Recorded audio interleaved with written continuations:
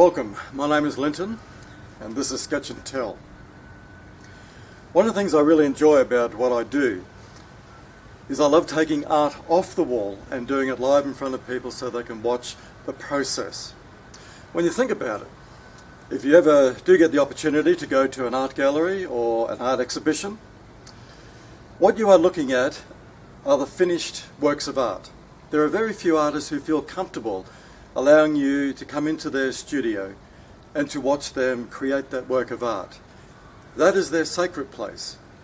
They prefer to do that themselves and then for you to see the finished work.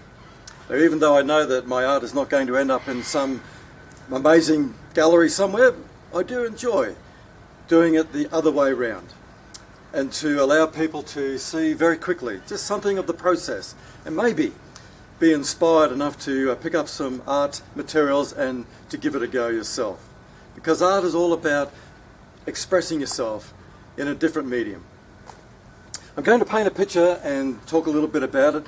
It's in my mind, it's a go-to place that I go to when I'm really missing the beach, because even though I live in Victoria, I used to live up in Queensland on the Gold Coast, and the closest beach was Burleigh Heads. And so I'm going to paint a picture of Burleigh, and I will begin, as I do with most of my paintings, with a basic outline. For this one I only need 3 lines. The first one, I'll come down about a third of the way down the page and I put in the horizon line.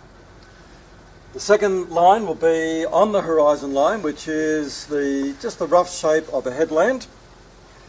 And then from this point down to here, I'm going to do a wiggly line, which will be marking out the beach. And so we have the water coming in onto the beach. This will be a headland and this will be the sky. I do that quickly because I really want to talk about the fun of colour.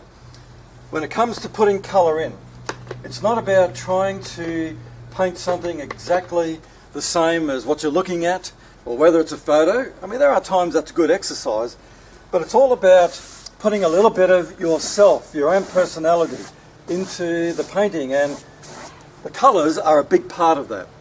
I want this to appear as if we're there early in the morning, and so I'm going to put some of those soft pinks and oranges and mauves that you might expect to see washing across the sky at that time of day. But again, I'm not really thinking about whether this is exactly how it is. It's more just a feel. It's just having a little bit of fun, and if I look at it later and go, I could do better, that's okay, because I can learn from this and try some different colours later on. We might just put a little bit of blue up here, and then I'll go back to putting the hint of the sun just below the horizon line, giving a little bit of light. So I'll put a little bit of that lighter colour here and a little bit just touching underneath some of the clouds there. I can't help myself. I always like to, as a rule of thumb, use at least 3 colours in each space, but I can't help myself. I like to usually put a lot more, but we'll just stick to this now. Let's move down to the headland. Now, for those who know a little bit about the Gold Coast, many of the headlands were formed a long time ago by a volcanic mountain called Mount Warning that erupted. It was a massive explosion, and a lot of the lava flows went all the way down to the coastline. And so your famous beaches, headlands from Byron Bay to Lennox to Greenmount to Burleigh Heads were all shaped by those lava flows. So we're looking at granite and basalt formations, but then over time there was a lot of vegetation that grew on the top, and at Burleigh we have almost a semi-rainforest vegetation there, which I'm just going to start blocking in with this green. But I'm not going to do a lot of detail because it is in the distance and it is a long way away. So it's just giving the hint, just the suggestion. But it's an opportunity to talk a little bit about the interplay of light and shade. As the sun is coming up, we might put a little bit more of that light colour, golden colour. As the sun is coming up, it's going to give us some what we call areas which are in shadow because they are too deep for the sun to penetrate right at this point. So I'm going to use this cool purple and maybe mix in a little bit of dark brown with that as well to create some of the texture of the headland. This is rock, and there are bits that are broken off. There are parts that are jagged, and there are parts that have a sharp edge. And so that is going to mean I'm putting some highlights on as well. And so I'm going to use, I'll go for more of a goldy colour.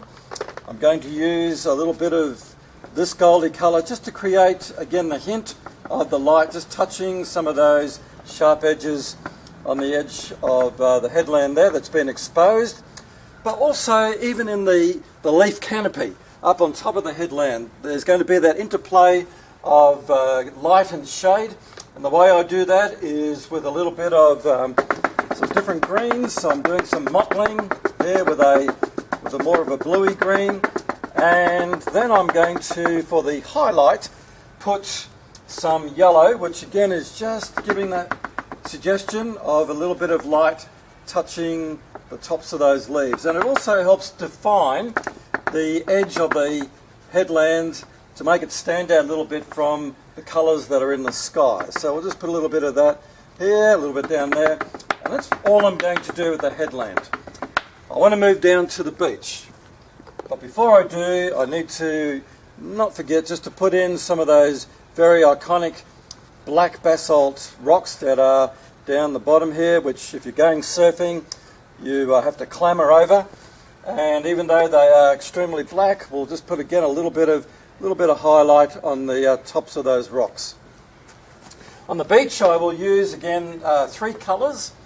I'm going to go for some very light ochre, and we'll just block in the beach like so, and then I'm going to choose 2 other colours that I've already used. I'm going to go for a darker ochre, almost a goldy colour, and we'll put a little bit of this down along the edge where the water has washed in on the sand and made it a little bit darker. And then I'm going to go for a pink that I have used, and I'm putting a little bit more into the sky because I can't help myself, but we'll put a little bit of that into the sand as well. And it's not that I've ever seen pink in the sand, but it's what we call unity. It's always good to take some of the colours that you have used in one part of the painting and spread them around. It helps hold the painting together as a whole. Let's move across to the water. I'm going to use some of that beautiful ultramarine blue to mark the horizon. And then as I work my way down, I'll put in some different aqua and blues and greens. And again, colour is just what brings life to a painting. So we'll go for some different blues. And I'm also going to take the purple that I have put in the sky and use a little bit of that. Not for reflection, but again, it's part of sharing those colours around. So just a little bit of that magenta, a little bit of that beautiful purple there. And then I'll go for a very light whitey blue colour here, turquoise colour, just to mark where the action of the waves happens at the shoreline there. Bring it back a little bit. And talking about the action of waves, Burleigh is very famous for its waves, and so I'm going to put a set of waves rolling in onto the beach. There are many different ways to do waves, but I'm going to just quickly put 3 wavy, excuse the pun, lines, purple lines here, and a little bit of water action happening down, again, closer to the beach. And then I'll darken them a little bit more. I'll darken them with a little bit of, almost a bit of green colour here. And on top of the waves, I'm going to put a white crest, which is, hopefully, from a distance, will make the wave look like it's starting to break, starting to peel over. Now, as I just put a little bit more colour here and there, I want us now to think about this painting in a very different way. And that is that, for me, it's one way of thinking about our lives. Whether you've thought about this or not, I'd like to suggest that you are an amazing work of art. Not finished yet, still in the process of being created. But you are different from everyone else. And like works of art, which get built up layer by layer, that's how we become who we are. Every day I wake up, I'm stepping into a brand new day with a whole new set of circumstances, experiences, people. And it's how I respond to those circumstances and those people that will shape not who I am on the outside or what I look like on the outside, but who I really am on the inside. I'm talking about our character here as being like a work of art. And just like when I walk into some galleries, there are some paintings that really grab my attention. There's something about them that I connect with. I find them inspiring. In the similar way, there are some people that I meet, and when I take time to listen to their stories, I think to myself, now that person is an amazing work of art, and I would really like to be like them, or to let their courage and their way of living their lives influence me.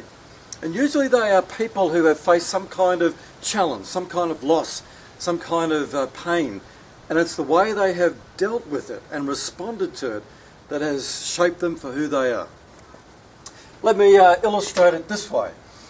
Imagine if I quickly ducked off for a cup of coffee and someone stepped in and grabbed a pastel and started to do this on my piece of art and then walked away. And I came back with my coffee. Imagine how I would feel. Now naturally, I would probably go through the spectrum of colours. Red, I'd be angry. I'd be wanting to find out who that person was and rearrange their face with a bit of creative art. That's not appropriate. I'd probably move to the blue, and I'd be very depressed and down on myself and feeling very hurt because it's not just a painting, it's a bit of me there. I put myself into my art, and if someone messes with this, they're messing with me. I'd probably then move to the grey, which is my colour where I think about giving up. I think, well, if that's what you think about me and my art, I'm going to scrunch this up, throw it away, and I'm not going to try again. Now, of course, I'm talking more than just a painting here. When I think about some of the challenges that we face, and some of them are very big, very messy, it is natural to want to respond in anger and to lash out with hurtful words and actions to those around us, usually those closest to us, and sadly even take it out on ourselves. It is natural to be really down on ourselves and to feel that the world is against us and why me? Everything is happening because I'm obviously a horrible person. It is natural to want to give up and to find another place to go to or another group of people to hang out with, or even to find some kind of chemical substance that we can escape to. But I'd like to suggest that there is a more creative, a more healthy, a more life-giving way to respond. And I'm going to illustrate that first of all by doing some painting and then share a few thoughts at the end. Please watch.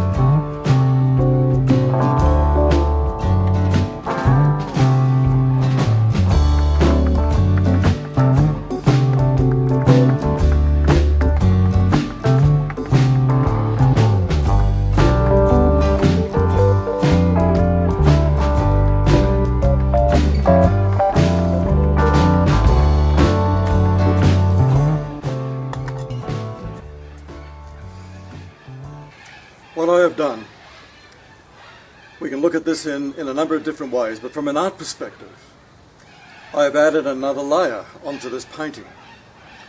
I have taken the mess-ups and I haven't tried to rub them out, I haven't tried to ignore them. In fact, I've embraced them and I have included them and turned them into the main part of this painting. And by doing so, I've added more depth to it. We call it perspective. Because what I've added is the foreground.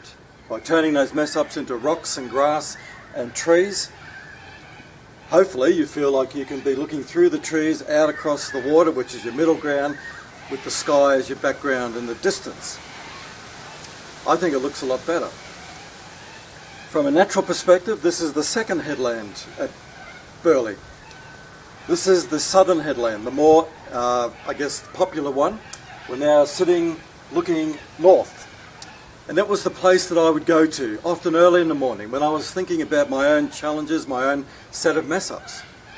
And as I thought about how I was going to respond and step into the day, I knew I had a choice to make, either to step in as an angry person and just share that around, or just retreat a little bit more from others and to become a negative person, withdrawn, not engaged, or to maybe even look for a way out and to feel, well, this is not working, I'm going somewhere else.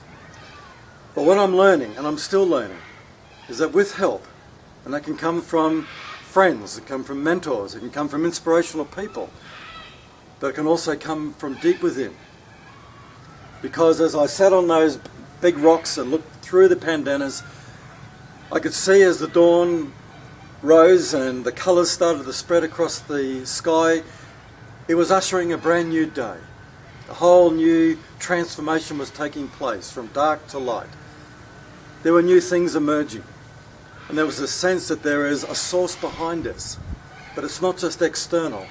We can connect with that source within our heart of hearts. And that source is very personal. And as I open up my heart, I start to realise that there is someone there who's with me in the mess-ups, sharing the anger, the pain, the confusion with me. But there's also someone there inviting me to step into that day and to face those mess-ups, to learn from them, to grow from them, and to even embrace them and to creatively transform them, turn them into something new. And for me, that source is God. And for me, it is the way that I find that I can become a better person and hopefully make my little patch of the world that I find myself in a better place. May God be with you in your beautiful mess-ups. Thank you.